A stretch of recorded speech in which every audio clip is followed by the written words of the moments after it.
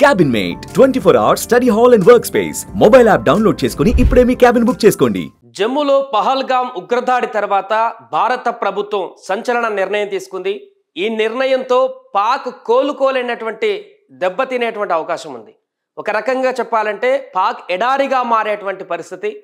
ఇది మామూలు దెబ్బ కాదని చెప్పొచ్చు. సర్జికల్ స్ట్రైక్స్కి మించినటువంటి దెబ్బ అని చెప్పొచ్చు. ప్రభుత్వం తీసుకున్నటువంటి కొన్ని కీలక నిర్ణయాలతో ఇప్పుడు పాకిస్తాన్ విలవిల్లాడుతుంది. ఏం చేయాలో అర్థం కాక దిక్కుతోచని స్థితిలో గిలగిల కొట్టుకుంటుంది.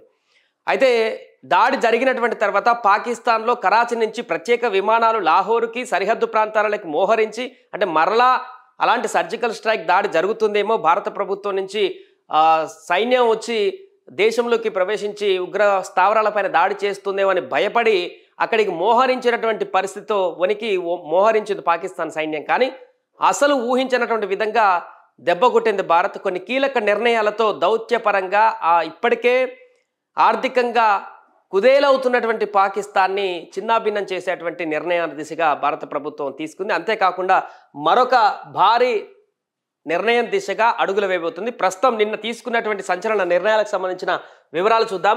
కొన్ని కీలక నిర్ణయాలు దాంట్లో 5 ఉన్నాయి. ఒకటి, పాకిస్తాన్ కుదుర్చుకున్నటువంటి సింధు నది జలాల ఒప్పందం 1960ని పూర్తిగా రద్దు చేసింది. దీంతో ఇక నుంచి పాకిస్తాన్కి మన దేశం నుంచి వెళ్ళేటువంటి సింధు జలాల నుంచి వాటర్ పూర్తిగా బంద్ అవుతుంది. అటారీలో ఇంటిగ్రేటెడ్ చెక్ పోస్ట్ తక్షణమే మూసివేత, సరైన ధృవపత్రాలతో భారత్కు వచ్చిన వాళ్ళు మే 1 లోపు తిరిగి వెళ్ళాలని ఆదేశం. సో అక్కడ అటారీ ఇంటిగ్రేటెడ్ చెక్ పోస్ట్ కూడా మూత. సార్క్ వీసా మినహాయింపు పథకం, ఇక దీని కింద పాకిస్తాన్ జాతీయులకు భారత్లోకి ప్రవేశం లేదు. దీని కింద గతంలో ఇచ్చినటువంటి వీసాలు రద్దు చేసింది. ఈ వీసాల కింద ఇప్పటికే భారత్లో ఉన్న పాక్ పౌరులు 48 గంటల్లో ఇక్కడ ఉన్నటువంటి పాక్ పౌరులంతా కూడా వెంటనే ఇక్కడి నుంచి వెళ్లాల్సిన పరిస్థితి. భారత్లోని పాక్ హైకమిషన్లో ఉన్న సైనిక వాయు నౌకాదళ సలహాదారులు వారం రోజుల్లో దేశం వీడాలని ఆదేశం. అదే సమయంలో భారత్ సైతం ఇస్లామాబాద్లో ఉన్న త్రివిధ దళాల సలహాదారుల్ని ఉపసంహరించుకుంటుందని వెల్లడి. ఇరువైపులా దౌత్య కార్యాలయాలలో సిబ్బంది 55 నుంచి 30కి కుదించాలని నిర్ణయం. మే 1వ తేదీ నుంచి ఇది అమల్లోకి వస్తుందని స్పష్టీకరణ. సో దీంట్లో ఇప్పుడు ప్రధానమైనటువంటి నిర్ణయాలు పాకిస్తాన్కి ఇంకా పాకిస్తానీలకు భారత్లోకి అడుగు పెట్టడానికి వీలేదు. వాళ్ళ వీసాలు కూడా పూర్తిగా రద్దు చేసేటువంటి పరిస్థితి. ఇప్పుడు ఉన్నటువంటి వాళ్ళు కూడా వెంటనే 48 గంటల్లో మీరు ఇక్కడి నుంచి వెళ్ళిపోవాలనేటువంటి హుకుం జారీ చేశారు. రెండవది, సింధు నది జలాలు. ఇదే అతి కీలకమైనటువంటి స్టెప్.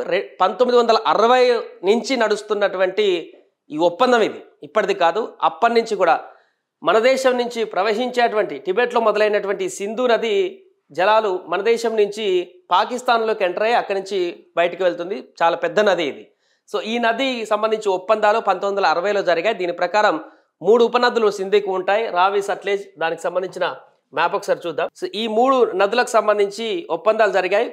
3 ఇండియా షేర్ చేసుకుంటే 3 పాకిస్తాన్ షేర్ చేసుకునేలాగా రావి, సట్లెజ్, అలాగే సింధు నది టిబెట్ నుంచి ప్రవహించేటువంటి సింధు నది ఇది ఇక్కడ ఉపనదులుగా మారి బియాస్, సట్లెజ్, చినాబ్, రవి, జీలం నదులుగా మారి తర్వాత ఇటు పాకిస్తాన్లోకి ఎంటర్ అవుతుంది సింధు నదిగా.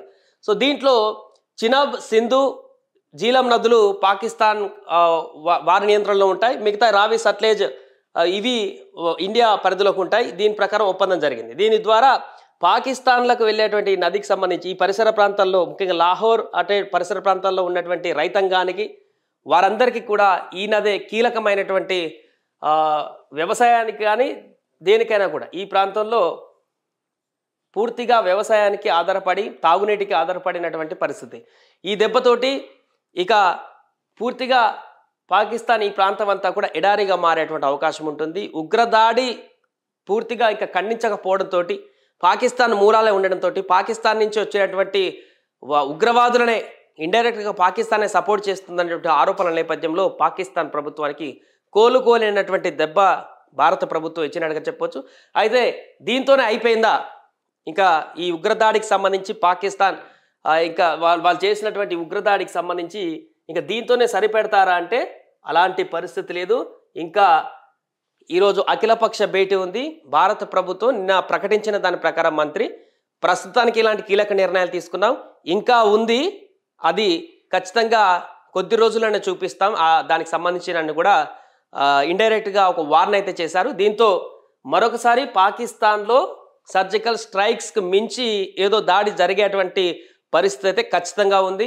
ఉగ్రవాదులందరినీ ఏరి పడేసేటువంటి అవకాశం ఉంది. ముఖ్యంగా పీఓకే ఏదైతే ఉందో పాక్ ఆక్రమిత కాశ్మీర్ ఆ ప్రాంతంలో ఫస్ట్ ఒక ఆపరేషన్ చేసేటువంటి దిశగా ఇప్పటికే సైన్యం కూడా కసరత్తు చేస్తున్నట్టు కనపడుతుంది. అక్కడ ఉన్నటువంటి ఉగ్రవాద కార్యకలాపాలు చేసేటువంటి వ్యక్తులు కానీ వాళ్ళకి కోఆపరేట్ చేసేటువంటి వ్యక్తులు కానీ ఫస్ట్ జమ్మూలో మొత్తం క్లీన్ చేసేటువంటి పరిస్థితి దిశగా ఒక ఆపరేషన్ చేసేటువంటి అవకాశం ఉన్నట్టు కనపడుతుంది. ఆ తర్వాత ఈ జమ్మూ మన దేశంలోకి ఉగ్రవాద కార్యకలాపాలను ప్రోత్సహించి ఇక్కడున్నటువంటి వారిని పాకిస్తాన్లో ఉన్నటువంటి ఉగ్రవాద కార్యకలాపాలు ఏదైతే ఉన్నాయో వాటిపైన కూడా దాడి జరిగేటువంటి అవకాశం అయితే మనకు స్పష్టంగా కనిపిస్తుంది. ఏదేమైనా కూడా కేంద్ర ప్రభుత్వం తాజాగా తీసుకున్నటువంటి నిర్ణయంతో అయితే పాకిస్తాన్ ఉక్కిరిబిక్కిరి అవుతుందని చెప్పాలి. ఒకవైపు సరిహద్దుల వెంబట భారీగా సైన్యాన్ని మోహరిస్తూ ఎప్పుడు ఎటు నుంచి దాడి జరుగుతుందో అనేటువంటి తీవ్రమైనటువంటి భయాందోళనతో ఉన్నటువంటి పాకిస్తాన్కి నిన్న ఇచ్చినటువంటి భారత ప్రభుత్వం ఇచ్చినటువంటి స్ట్రోక్ అతిపెద్ద దెబ్బ అని చెప్పొచ్చు. దీంతో వారికి కోలుకోని దెబ్బ అని చెప్పొచ్చు ఆర్థిక పరిస్థితి పైన. అంతేకాకుండా ఇలాంటి కార్యకలాపాలను గనక బాధ్యత వహించకపోతే భవిష్యత్తులో మరింతగా పాకిస్తాన్ని ఉక్కిరిబిక్కిరి చేసేటువంటి విధంగా, ఎందుకంటే ఇతర దేశాలకు సంబంధించిన అగ్రనేతలు కూడా ఈ ఉగ్రవాదం అనే అంశానిపైన తీవ్ర స్థాయిలో ఖండిస్తున్నారు కాబట్టి, భారత్కు అన్ని రకాల మద్దతు ప్రకటిస్తున్నారు కాబట్టి, భారత్ తీసుకునేటువంటి నిర్ణయాలన్నిటికీ కూడా వారు మద్దతు ఉంటుంది కాబట్టి చాలా కీలకమైనటువంటి క్లిష్టమైనటువంటి నిర్ణయాలు కూడా తీసుకునేటువంటి అవకాశం ఉంది. సో ఈరోజు అఖిలపక్షం తర్వాత ప్రభుత్వం ఏ నిర్ణయం తీసుకోబోతుంది? గతంలో ఎప్పుడు లేనటువంటి విధంగా ఈ దాడికి సంబంధించి అఖిలపక్ష నేతలందరినీ పిలిపించి మాట్లాడి ఒక బిగ్ డిసిజన్ తీసుకోబోతుంది అనేటువంటి ఒక సమాచారం అయితే తెలుస్తుంది. ఆ డిసిజన్ ఏ రకంగా ఉంటుంది, ఎలాంటి పరిస్థితులకు దారి తీస్తుంది, పాకిస్తాన్కి ఎలాంటి షాక్ ఇవ్వబోతుంది, ఇప్పటికే భారీ షాక్ అయితే ఇచ్చింది దౌత్యపరంగా, ఇంకా ఎలాంటి షాక్ ఇవ్వబోతుంది ఫిజికల్గా అనేటువంటి అంశానికి సంబంధించి చర్చ అయితే కొనసాగుతుంది. ప్రస్తుతానికి కేంద్ర మంత్రి నిన్న భేటీల తర్వాత తీసుకున్నటువంటి కీలక నిర్ణయాలతో ఇప్పుడు పాకిస్తాన్ అల్లాడిపోతున్నటువంటి పరిస్థితి అయితే కనిపిస్తుంది.